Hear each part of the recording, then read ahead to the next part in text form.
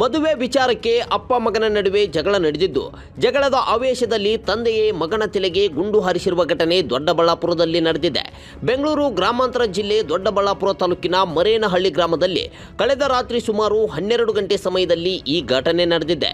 ಘಟನೆಯಲ್ಲಿ ಹರೀಶ್ ಮೇಲೆ ನಡೆದ ಗುಂಡಿನ ದಾಳಿಗೆ ಕೆನ್ನೆ ಮತ್ತು ಕಣ್ಣಿನ ಭಾಗಕ್ಕೆ ಗಂಭೀರ ಗಾಯವಾಗಿದೆ. ತಕ್ಷಣವೇ ಅವರನ್ನು ಹೆಚ್ಚಿನ ಚಿಕಿತ್ಸೆಗಾಗಿ ಬೆಂಗಳೂರಿನ ಖಾಸಗಿ ಆಸ್ಪತ್ರೆಗೆ ದಾಖಲು ಮಾಡಲಾಗಿದೆ.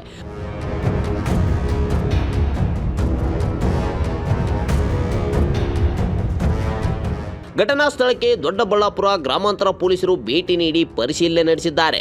ಘಟನೆಯ ಸಂಬಂಧ ಪ್ರಕರಣ ದಾಖಲಾಗಿದ್ದು, ಗುಂಡು ಹಾರಿಸಿದ ಸುರೇಶ್ನನ್ನ ಪೊಲೀಸರು ಬಂಧಿಸಿ ಹೆಚ್ಚಿನ ವಿಚಾರಣೆ ಆರಂಭಿಸಿದ್ದಾರೆ.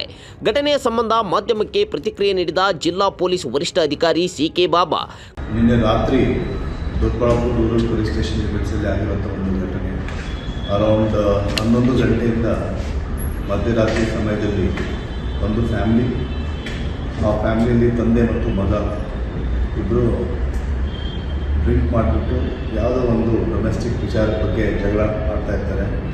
ಜಗಳ ಆಡೋ ಟೈಮಲ್ಲಿ ತಂದೆ ಮಗನಿಂದು ಜಾಸ್ತಿ ಆಗಿಬಿಟ್ಟಿದೆ, ಜಾಸ್ತಿ ತಲೆನೋವು ಮಾಡ್ತಾ ಇದ್ದಾರೆ ಅಂದ್ಬಿಟ್ಟು ಈ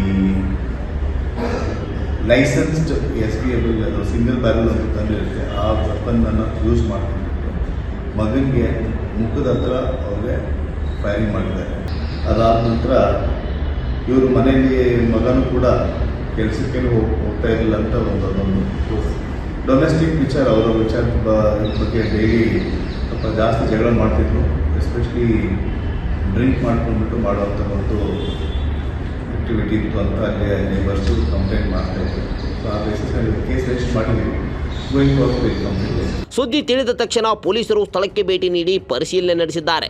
ಹೆಚ್ಚಿನ ಚಿಕಿತ್ಸೆಗಾಗಿ ಗಾಯಾಳನ್ನ ಬೆಂಗಳೂರಿನ ಆಸ್ಪತ್ರೆಗೆ ದಾಖಲು ಮಾಡಲಾಗಿದ್ದು, ಹರೀಶ್ ಚೇತರಿಕೆಯ ನಂತರ ವಿಚಾರಣೆ ಮಾಡಲಾಗುವುದು. ಪ್ರಕರಣಕ್ಕೆ ಸಂಬಂಧಿಸಿದಂತೆ ಮತ್ತಷ್ಟು ವಿಚಾರಗಳು ಬೆಳಕಿಗೆ ಬರಲಿವೆ ಎಂದಿದ್ದಾರೆ.